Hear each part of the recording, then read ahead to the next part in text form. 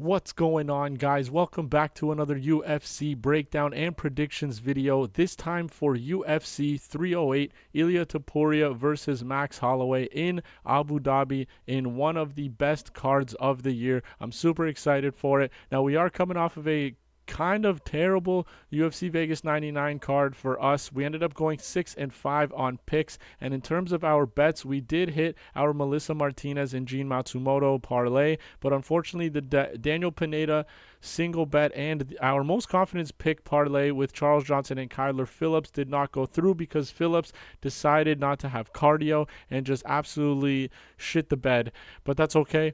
If you guys do want to have access to those bets and confidence levels for picks on each card, I do recommend, as always, I encourage you guys to follow me on Twitter, Limpy Bets with 2 Y's at the end of Limpy. I am posting NHL and NBA picks and bets on there daily as well, so it's definitely worth a follow. Make sure you guys do that.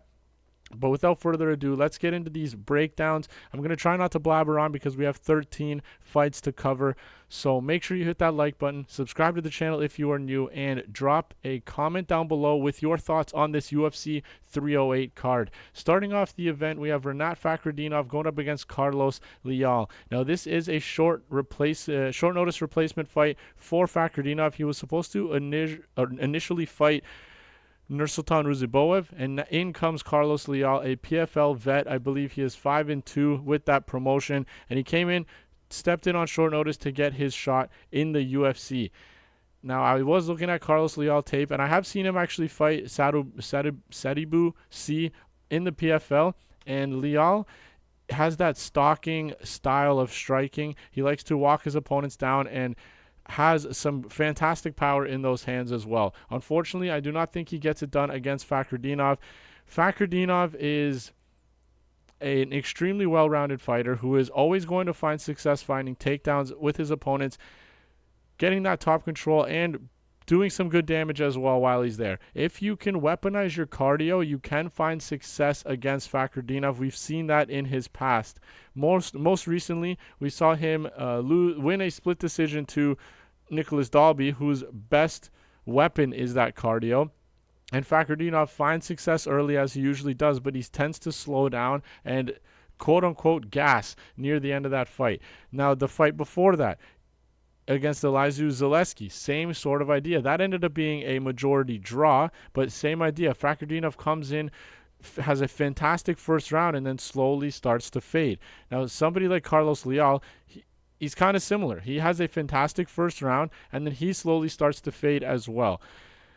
So it's going to be interesting to see how this plays out, because both of these fighters, their best round is that first one, and then they slow down sort of as the fight goes on. But I am going to trust Fakhretdinov to get this done. I really like the fact that he had a full training camp. Leal is taking this on short notice. It is his UFC debut as well, and I've just always had faith in Fakhretdinov to figure it out and get it done. So I don't know if he's going to be... He might be in my most confidence picks parlay. We will find out closer to the day, maybe after I watch weigh-ins and whatnot. But if you guys do want to see if he does enter, make that cut, like I said, follow me on Twitter. Let's move on. Fakhretdinov should be able to get this done.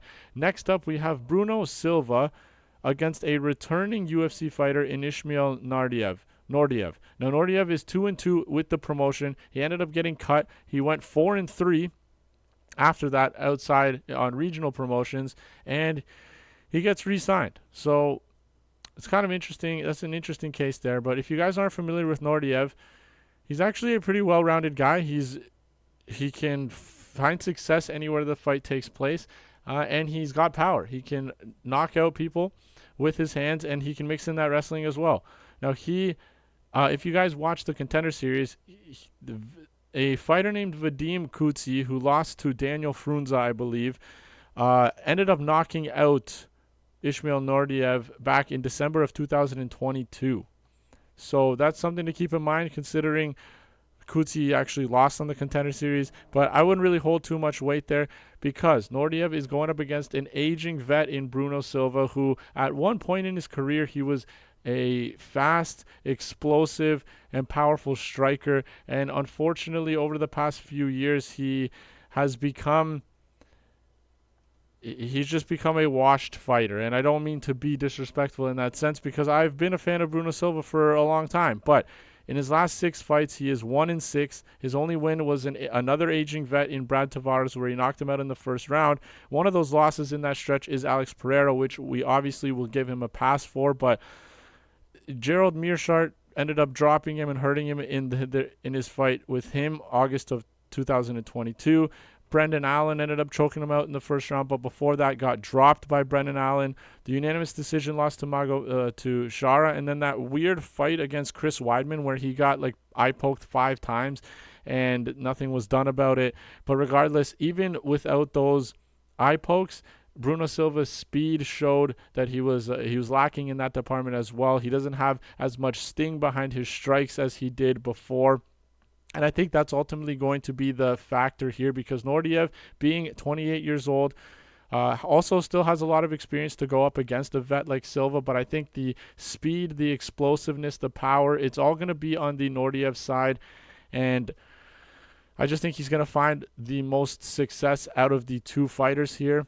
I don't know if I'm going to throw my house on an Ismail Naurdiev finish, but he might actually make it into the most confidence pick section as well, which we will see. But Naurdiev is going to be my pick. Let's keep rolling. I really hope this is the order of the fights. I know things have been kind of getting moved around the past couple of days, but next up we have Farid Basharat going up against Victor Hugo. Now, Basharat's line is absolutely disgusting. It is at -600 last time I checked, which I don't understand why, considering Victor Hugo is an extremely dangerous fighter who is 25-4, as you guys can see here. Okay, listen to this craziness. He has 17 finishes, which is incredible. A mixture of both 8 KOs, 9 subs. Okay, so this guy has not lost since 2014. He lost, it was a rib injury, so I guess he got injured during the fight between rounds. He couldn't continue, and he lost. Prior to that one, it was a loss in October of 2013. So if you run it back from up until November 2013, after that 3rd career loss, this guy is 18-1 since November 13th or November 30th of 2013. He has only lost once in almost a decade. And he is this wide of an underdog. This big of an underdog. I don't understand it, because Victor Hugo is an incredibly dangerous guy. But he's going up against Farid Basharat, who is the rightful favorite. He is the better of the 2 Basharat brothers. He is a technical striker. He's patient. He's smart. And he mixes in takedowns, finds success wrestling against almost every single one of his opponents. And unlike his brother, Javid, who likes to point fight his way to victories, Basharat is constantly looking to improve positions and put his opponents in terrible scenarios and find a finish. I actually like Farid way more than his brother, Javid Basharat, but I completely understand the danger factor on the Victor Hugo side. He has a slick grappling game, and can find his way to lock in submissions in scrambles from bottom. He has a fantastic BJJ, and I know that Basharat is going to have a willingness to wrestle with Hugo. So it's going to be interesting to see if Basharat is going to be able to stay safe. I think he will. I'm not going to be including him in any of my plays because of the disgusting line. And to be honest, I might even dabble a little bit on the Victor Hugo side because of how wide the line is. I don't understand, because of that danger factor that Hugo brings. But Basharat will be my pick. I think he's an extremely talented fighter. And hopefully he gets it done in terms of our picks. But Basharat is not going to be included in any of the plays for me this weekend. Next up, we got Kennedy Nzechukwu going up against Chris Barnett. This is a heavyweight fight. And as we know, Nzechukwu is a light heavyweight fighter. But he decided to take on Chris Barnett in the heavyweight division. Now, I'm pretty sure this fight, was it supposed to be... So, it was supposed to... originally supposed to be Nzechukwu versus Marcos Rogerio de Lima, and that got canceled. And then he was supposed to face Justin Tafa. That got canceled. And now in comes Chris Barnett. Now, Chris Barnett, same kind of situation. He's had 4 canceled fights since his last appearance in September of 2022. He was supposed to fight Chase Sherman, April 2023. He was supposed to fight Muhammad Usman this year, and he was initially supposed to fight 2 weeks ago against Cortez Acosta and then Junior Tafa. Everything between the hurricane and all this other stuff, Chris Barnett had to cancel those fights. But here we go. We got this matchup here with Nzechukwu. Now, there's no way I'm picking Chris Barnett. Look at him.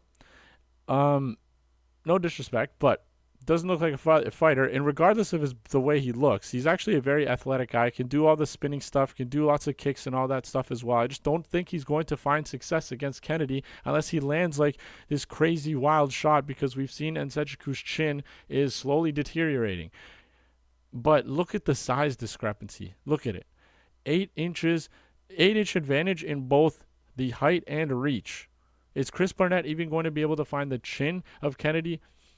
I have no idea. I don't know what to expect from Barnett, considering he hasn't been in the octagon for 2 years. I think this is going to be a Kennedy win, but he is also way too far gone in terms of odds for me to bet on, especially considering his performance last time out against OSP, where he was equally as large of a favorite and ended up shitting the bed. So Kennedy Nzechukwu is the pick. He will also not be included in any plays for me, just like Farid Basharat. Next up, we actually got a sick middleweight fight. A.Magomedov going up against Bruno Ferreira. Now, this is kind of an interesting fight. I think it's a 50-50 fight, and ultimately the odds reflect that, sort of. It's not really a pick'em, but they are relatively close. I think Bruno Ferreira, last time I checked, is like a plus 110 favorite or underdog, and Magomedov is about minus 138-ish, something like that. But I will be picking Abus to get this done, and the reason for that is I like the size advantage he has, the length advantage, because of the style of striker that he is. He is extremely technical on the feet, and he fights long. Somebody like Bruno needs to crash the pocket and kind of get in close to find success, especially because of how powerful of a guy he is. And on top of that fact, I like that Magomedov has proved that he can stay safe by mixing in the wrestling. We saw that against Warley Alves, and I don't think it's like a chin issue thing on his part. I know that he will slow down, and he has arguably has a cardio issue. We saw that in the Sean Strickland fight, but he proved coming back against Warley Alves that he can keep that good high wrestling pressure pace with control and everything like that for a full 15 minutes. He got that done against Alves. And although he's 2-2 in the UFC, both of his losses they're pretty quality. Sean Strickland, former champion, who is also fighting for the belt, UFC 312, I believe, and Caio Borralho, who is going to be fighting for the belt shortly. Maybe one more win for him, and he's going to be fighting for the middleweight title. So this is going to be a dangerous fight for him, though, because he has been actually KO'd twice in his career. Bruno hits like an absolute bus. It's like a train, a truck, whatever you want to say. This guy hits extremely hard, and if he finds the chin of Magomedov, it could be disastrous for him. But I am going to trust Magomedov to fight long, use that length advantage that he has, and then eventually find an opening during one of the blitzes forward that Ferreira has to close the distance, try to land a power shot. Magomedov probably dips underneath, gets a takedown, and then garners some control time as well. So that's what I'm going to pick for this specific matchup. I'm not necessarily 100% confident on the Abu side, but he will be my pick. And maybe if the odds get a little bit more in favor of Ferreira and Magomedov becomes an underdog, maybe we play him in a solo bet. But for right now, nothing in terms of that. Magomedov will be the pick. Let's move on to a lightweight banger of a fight. Mateusz Rebecki going up against Miktabek Orolbai. Now, Orolbai is one of those guys that has that relentless wrestling pressure. He is just going to come forward, dive for legs, try to ragdoll his opponents, which he typically finds success doing, and just beating them up while he does it. Throwing them to the ground, landing some shots, trying to find submissions as well. The guy's just an absolute animal, constantly moves forward. In his last fight, though, he kind of showed that he is human. He slows down. He slowed down against Elvis Brenner, and he also can be reversed and swept on the mat when he takes people down. Brenner exposed that, and Brenner does have some fantastic BJJ, so that's why he found success in that area. But going up against somebody like Mateusz Rebecki, Rebecki's an extremely strong guy. I don't know if Orolbai is going to necessarily find the same success that he has been by just grabbing onto his opponents, taking them down, ragdolling them, throwing them around, and beating them up. I don't see that happening to Rebecki. Rebecki hits like a monster. The guy is extremely powerful. He does get a little bit wild with his strikes. He's more of a looping kind of striker as opposed to like shots down the middle. But if he lands, he's going to do damage. He also has that style that he will mix in the wrestling. And like I said, he's such a physically imposing and strong guy that I can actually see him finding takedowns on Magomedov as well. So this is going to be a nice back and forth fight. Now, the problem why I'm not more confident in Rebecki, and probably why the odds are so wide in this matchup, is because of how the fight against Diego Ferreira ended up playing out in his last fight. He got TKO'd in the dying seconds of the third round in that fight, but he proved that if he can't get his opponents out of there early, he can gas out. And I don't want to say necessarily he's all hammer and no nail, but once things started to go wrong for him, he really didn't have anything to offer Diego. And I think that's why he is like a plus 250 favorite in this matchup here. But I just don't see the dominance coming from the Orolbai side as we usually see. I think Rebecki's going to give Orolbai a lot of resistance, and I think it's both of these guys skill-wise are pretty even in that sense. So it'd be interesting to see how Rebecki's cardio holds up, because I don't know if he's going to be able to put Orolbai away early enough where he's not going to start feeling the effects in the cardio. But I'm just going to trust that Rebecki is able to land the more impactful shots in the feet, fend off the takedowns and the ragdolling style of Orolbai. And if Orolbai showed that he can keep up that pace for a full 15 minutes without slowing, we have seen him slow down. I would be more confident on the Orolbai side and understand these odds, but I just don't get the odds. And I'm not only picking Rebecki because the odds are so good and there's so much value. I genuinely think that he will put up a lot of resistance in the style of Orolbai and he'll get it done. I haven't really been I've kind of been like an Orolbai hater. So if he ends up shutting me up again, I'm going to have to just start siding with him. But I think Rebecki gets this done. Let's move on to the next fight. We got two UFC vets going at it. Jeff Neal going up against RDA, Rafael Dos Anjos. And in my opinion, this is a Jeff Neal play all day. I think I'm going to include him in my most confidence picks parlay this week. I think he's like a minus 300 favorite, and rightfully so. Rafael, 48 career fights. He's 39 years old. He's also moving up. He's fought at welterweight before, but his actual weight class is lightweight, but he does do fights at welterweight. I think he fought Luque at welterweight as well, which obviously didn't go well for him because he lost. All right, let me see. I just want to double check. 170. Yes. So I just don't like I said, 48 fights. 39 years old, and he's going up against somebody with the hands of steel. He's going up against somebody with hands of steel, Jeff Neal. This guy also hits extremely hard, and I just don't think that RDA is going to be able to withstand the power coming from the Jeff Neal side. I don't think he's going to find success taking Jeff Neal down either. Jeff Neal has a fantastic takedown defense at 87%, and RDA only has a 35% takedown accuracy. RDA may find some success clinching up against the fence and kind of putting in some work there, because we've seen Jeff Neal struggle against Shavkat and I believe Ian Gary in that regard as well. But I think this is a nice Jeff Neal play. Jeff Neal is 2-3, just like RDA is in his last 5 fights. But these two losses, undefeated guys. Ian Machado Gary. It was a split decision. Jeff Neal arguably won that fight. Shavkat, are we gonna shit on the guy for losing to Shavkat? Come on. It beats Luque. It gave him a brain hemorrhage. That's how much damage he gave him. Beat Ponzinibbio, lost to Neil Magny, which obviously isn't the best, but Magny can put up good fights. He can put up good fights. Regardless, it doesn't matter. I'm pretty sure Jeff Neal gets this done, probably by KO. That might be one of my plays, but Jeff Neal will be included in my most confidence pick parlay this week. Let's keep rolling. We got Ibo Aslan going up against Rafael Cerqueira. Now this is gonna be a banger, and for as long as it lasts, it's gonna be a banger. But somebody's going to bed. Somebody is going to sleep in this matchup. I think it's gonna be Cerqueira, even though he is undefeated. I get it, but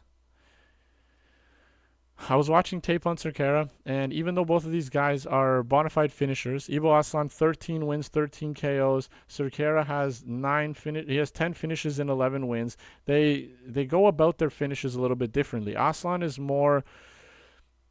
It's not necessarily that he's methodical. He's more wild with the strikes. He'll throw 100% power every single time. He plants his feet, and he doesn't really move. He kind of like stalks and like waits for his openings, but he throws extreme heat. Cerqueira is more of that bouncing style, like pushing you up against the cage with that pressure, and has a lot of kicks. His body kicks are absolutely disgusting. He's folded multiple people in his career with those body kicks. He's nice and loose, and like I said, he pressures his opponents on the feet, backs them up against the cage, and then starts putting in his work there. I don't think Aslan is going to allow Cerqueira to walk him down. Aslan likes to plant his feet, find his openings, and land heavy. The other reason why I like Aslan in this matchup, and it's not because I think Cerqueira isn't as tough as him, but I've seen Aslan be tough. Yes, a lot of people are shitting on him because it took him to the third round to beat somebody like Anton Turkalj, who hasn't found the most success in the UFC. But the fact that he's gassed out in the past, and the fact that he addressed this issue, he's still only 28 years old. He's constantly working on that cardio. He had some adversity in that fight, and he came out and he still put away Turkalj in the third round, where he's usually an early finisher. So I like that from Aslan. He is now the underdog. It's completely flipped. I believe Cerqueira opened up as like a plus 120 dog. Aslan is a plus 100 dog right now, and I honestly like that. This fight not to go the distance is probably the best. I'm sure the odds are juiced to all hell in that regard, but I'm going to pick Aslan here. You can honestly flip a coin and probably have more success with whatever it lands on, but I will go with Aslan because of those reasons that I mentioned. Not to mention, actually, I should say this as well. Cerqueira was originally supposed to be fighting on the Contender Series this season. September 10th, he was supposed to fight Sati Baldiv.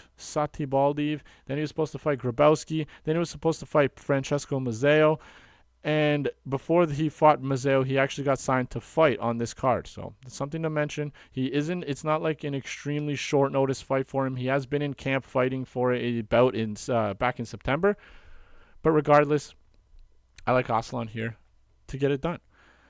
We are now on the main card. Make sure you guys hit that like button, subscribe to the channel if you're new, and drop some comments down below with your thoughts on this UFC 308 card. Now we got Shara Bullet going up against Armen Petrosyan, and this is actually one of the more popular underdogs this week in Armen Petrosyan, and I'm going to be on that side as well. When this fight was initially announced, I have an awesome cousin who we watch UFC together, talk about it all the time with new matchups. When this was announced, I said that I actually do like the Petrosyan side. I do. I've always been a fan of Armen Petrosyan, and even though he struggled against guys that can take him down and kind of like use their jiu-jitsu, aka Rodolfo Vieira, that was an incredible win on his side. But when he goes up against and then he's lost to Caio Borralho as well. But when he goes up against other guys that are willing to strike with him, a.k.a. A.Magomedov, he finds success. On the Contender Series, a brutal KO finish. Gregory Rodriguez in his UFC debut, which is a tough fight. Split decision win there. Lost to Borralho, came back, beat A.J. Dobson, who isn't anything special, but beat him by unanimous decision. Christian Leroy Duncan, undefeated at the time. Came in, pieced him up for 3 rounds. Beautiful win. So when he goes up against other fighters, he finds success. Or other fighters, Jesus, other strikers. He finds a lot of success. And I think he's going to find a lot of success against A.Magomedov. And the reason for that is everybody made this guy seem like he was some absolute killer, all this stuff, blah, blah. I haven't really been that impressed by Magomedov. Yes, he came in, he beat a weathered Bruno Silva. That good win on UFC debut. I'm not taking anything away from that. Comes in, fights Antonio Tricoli. Took him to the 3rd round to finish him, okay? Sloppy performance. It looks like he has pillows in his hands, and he doesn't really have that pop, that power that his regional tapes made it look like he had. And then he comes in and fights Michal Alexichuk and doesn't put him away. Takes him to a unanimous decision. Like, if you are going to be this special, this prolific striker that everybody says you are and this dangerous guy, you got to put away people like Michal Alexichuk.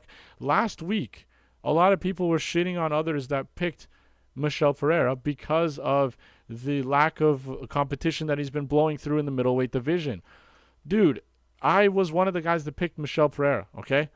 I realized how stupid that was. Anthony Hernandez is an absolute dog. He's a relentless animal. And I get it. I messed that one up. I had more faith in Michel Pereira than I probably should have, along with a lot of other people. But Michel put this guy away in a minute.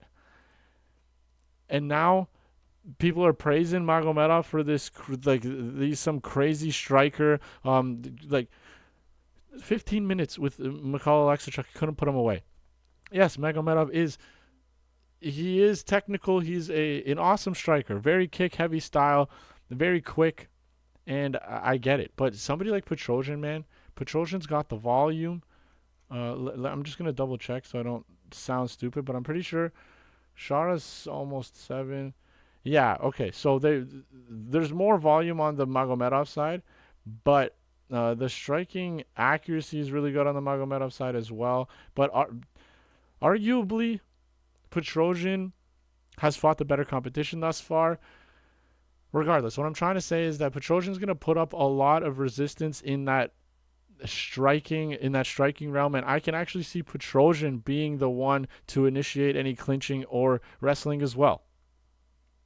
So we will see how it goes. I understand how technical and how talented of a striker Magomedov is, but I think Petrosyan can get this done. I truly do. A lot of people are actually trying to steer away from that because it's in Abu Dhabi, and if it's a relatively close fight, the judges will probably favor the hometown guy. But I honestly think Petrosyan gets this done. He's going to be my pick.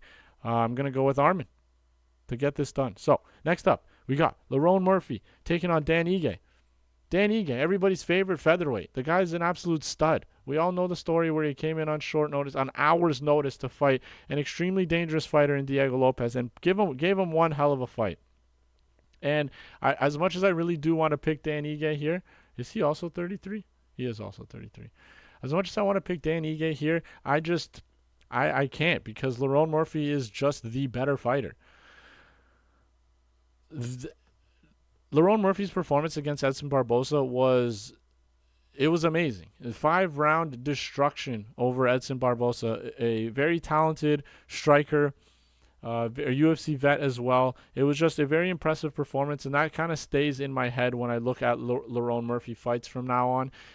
It was quite impressive. And in terms of somebody like Dan Ige, as much as this guy's found his danger factor and been able to put people away with the power, I don't think he's going to be able to do that against Lerone. I think Lerone is just an extremely well-rounded generalist. He can find success anywhere. He's probably going to be the more technical guy on the feet. I think he'll be able to avoid the power, mix in that wrestling as well. And I think he gets this done. Most likely on the scorecards, because Dan Ige is a hell of a tough dude. But I don't even think... Has Dan Ige ever been finished? He's never even been finished. Yeah, so I probably... If I'm going to play this, I want to put Lerone Murphy in a parlay, probably, because at minus 200, the odds aren't that crazy. But I might just do a single bet on him by decision, because of the toughness on the Dan Ige side. But yeah, I just think he is overall the better fighter, and I'm just gonna have to side with the better fighter. I do recognize the toughness and the grittiness of Dan Ige. I love the guy; he's a fantastic fighter, and he's for the fans as well. So I'm not hating on him at all. I just think Lerone is the better, more refined guy, and that's who I'm gonna pick in this matchup. So Lerone Murphy probably gets it done on the scorecards for me. Let's move on to the featured fight of the night. We got Magomedov Ankalaev going up against Alexander Rakic. Now, if you guys haven't already, make sure you hit that like button, subscribe to the channel for more content, and drop your comments down below on this UFC 308 event. Now, last time I broke down Rakic, it was actually my very first video on the channel, UFC 300, and I had chosen him to defeat Yuri Prochazka. That first round was a thing of beauty. Rakic, if he has any sort, like, he is just such a technical striker and has decent power, especially in the legs. His kicks are fantastic, and I'm a big fan of Rakic. And I'm going to be picking him again. I know, people are going to be like, you're stupid, biased, all that stuff. One second, let me get a drink of this water. But I'm picking him. And the reason I'm picking him is because this fight I can see being a kickboxing match. I see it. There's a lot of, like, you got to think about it like this. Ankalaev's getting all this hate because, oh, he should get, from the fans' perspective, he should get the title shot next. There's nobody else, But the UFC clearly does not want to have another one of these Dagestani guys being a champion, because it's not that they're fantastic fighters, and that's not what it is. The problem is, if you have all of these guys be the champions, they don't fight during Ramadan. They only want to fight in certain places, So there's not going to be as much activity if we have a championship list of these specific fighters. And call it a conspiracy, whatever, but Ankalaev knows that's probably why. And because of the wrestling kind of like ish style, even though Ankalaev isn't like your typical Dagestani fighter, he's not really looking to wrestle and smother his opponents like he actually is a striker, if you want to keep it like that. But he knows that he has to do something exciting. He has to do something to wow, to actually solidify his shot against Alex Pereira. And even if he wanted to wrestle, it's going to be tough against Rakic, because Ankalaev, surprisingly enough, okay, he does average 1 takedown per fight, but he has a 31% takedown accuracy. Okay, that is not very good for a quote-unquote wrestler. And then you go on the Rakic side. Rakic has an 85% takedown defense. So it's not like he's some slouch in that regard. If this ends up being a striking match, yes, Ankalaev probably has the power advantage. I've seen him hurt people more than I've seen Rakic hurt people. But Rakic is going to be the more technical guy. Ankalaev struggles with those leg kicks. We saw that in the Blachowicz fight. Ankalaev's, both of his legs were dusted. The guy couldn't even walk. He's going to be more technical on the feet than Ankalaev. And in that last fight, a lot of people hate on Rakic because he got finished by Prochazka. Dude, Prochazka is an absolute savage. Yes, Pereira put him away twice. I get it. I'm not saying anything like that, but Rakic did say he had staph and he tired out after the first round. I get it. It could all just be excuses this, excuses that. But I think Rakic, this will remain on the feet. I think Rakic is more technical. I think he's going to find the more ooh-ah moments. And yes, it's in Abu Dhabi. It could be like a hometown thing. If it's relatively close, they probably give it to Ankalaev, or if he manages to find some takedowns and control, blah, blah, blah, blah, blah. But I do think Rakic can get this done. The guy is extremely talented, just as Ankalaev is. But it's another one of those things where I think the fight should be closer in odds. Rakic is plus 320, so all the value is on the Rakic side for how dangerous of a guy he is, and I just think he gets this done. I truly believe this will remain on the feet, and he is the better striker in my opinion. So we'll see how it goes. I might sound stupid for picking him, but I'm going with Alexander Rakic to get this done. Let's move on to the co-main event of the evening. We got Robert Whittaker, Bobby Knuckles going up against Khamzat Boris Chimaev. Now here is another underdog pick for your boy. I'm going with Robert Whittaker. Originally, this matchup was supposed to be in Saudi Arabia, where Whittaker fought Aliskerov, who stepped in on short notice. I was going to pick Whittaker against Chimaev originally. I also picked him against Aliskerov. A lot of people were against that. saying Bobby's washed. This, that. I knew better. I picked him. I didn't think he was going to finish Aliskerov in under 2 minutes, but I picked him. That was my pick, and I'm going to die on that hill. I don't guess everything right, but when I pick something like that correct that a lot of people were against, I love it. I absolutely love it. I'm going to do it again here against Chimaev. A big reason for that is this is a 5-round fight. It's a 5-round fight. We've seen Chimaev go hard for a full 15 minutes, but he's slowed down. The guy's a savage, yes. He ragdolls his opponents, chokes them out, puts them away, does what he wants basically in the wrestling realm. But this is 25 minutes. In that war against Gilbert Burns, the guy was gassed, slugging away, like this. Same thing in the Usman fight. Dominant first round, dominant. But he slows down. Usman starts popping out that jab. Chimaev, swinging. Dude, Bobby Knuckles is the way better striker in this matchup. I don't care what anybody says, power this. Bobby is the better striker. Point blank, period. He's going to find success. He's more technical. Maybe the power is on the Chimaev side, but Robert Whittaker also has power. He just slept Aliskerov. Just recently, all right? So, yes, I understand it's a big if because of how good Chimaev is. I get it. But I truly believe he weathers that early storm, and then just after that first round, he loses, let's say, 10-9, even if it's a 10-8, okay? Like, because Chimaev's known to come out extremely hard. Dude, he will start to take over that fight. He will eventually. Chimaev will tire out, and Whittaker will find success the longer the fight goes on. Maybe he doesn't put Chimaev away. He might. You never know. But I am going to side. I'm going to play the long game. I'm going to side with Whittaker here to weather that storm and slowly pick up momentum on the feet, faster, more technical, and we'll just have the better cardio as well. He's going to weaponize that, and I think that's going to be fantastic for him. Robert Whittaker has his only losses, okay, since Stephen Thompson back in 2014, which was at welterweight, all right, not middleweight. I'm just going to double check that. Yeah, okay, so his only losses in middleweight are Israel Adesanya, okay, twice, champion, arguably one of the best middleweights in the UFC, like in UFC history, okay? And then lost to Dricus du Plessis, who is the current champion, who also has beaten Adesanya. That's all I'm saying, all right? This is going to be a sick fight. I'm going with my boy Bobby Knuckles to weather that storm, and I just want to take this into consideration as well. Let me see his takedown defense. 82%. 82%, and Chimaev has a 46% takedown accuracy, which is kind of insane considering he averages 4 takedowns per fight. But yeah, man, I'm going with Bobby. I've already mentioned the reasons why. Let's move on to the main event. We got Ilia Topuria going up against Max Blessed Holloway. Now, another guy that I broke down the very first video, Max Holloway, going up against Justin Gaethje in one of the best moments in UFC history that I've personally watched live. That was incredible. I picked Max Holloway as the underdog to defeat Gaethje, and I was proud of that.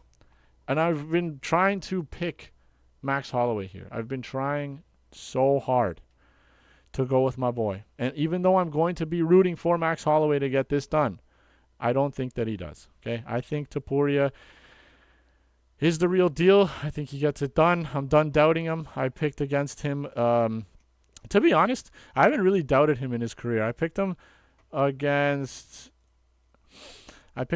Ryan Hall. Okay, Damon Jackson, Ryan Hall, Jai Herbert. I picked Bryce Mitchell against Topuria. Stupid ass move. I picked Topuria to beat Emmett, and then I picked Volkanovski to beat Topuria. So it's kind of like a mixed bag when it comes to Topuria fights, but there's no denying his talent. There's no denying his toughness, whatever you want to call it. I think Topuria does get this done. Holloway does have a path to victory, though, and it is obviously just what Holloway's known for, his chin, that Hawaiian chin of his, and the volume and the pressure for a full 25 minutes. Topuria has gone a full 25 minutes against Josh Emmett, who has more power than Holloway does, who is more dangerous in that regard, and Topuria didn't slow down in that fight. So it's not like Max Holloway is going to be able to weaponize that cardio as much as everybody thinks. Against Topuria, or against Josh Emmett, Topuria put up 152 strikes and 3 takedowns, also knocked down Josh Emmett. He almost doubled up Emmett in activity throughout the 5 rounds. Took him down 3 times as well, and he didn't show any signs of slowing down. So in that sense, I think that's Max Holloway's best chance, is to stretch this out for 5 rounds and try to just out-volume Topuria, outpace him, just stay in his face the whole time. I don't think he's going to be able to do it. As much as I want to say it, I'm going to be cheering for Max the entire time. You guys don't understand how badly I want him to regain his belt at featherweight, but Topuria's an animal, man. That's all I have to say. I think he's the real deal. I think he's going to have that belt for a while.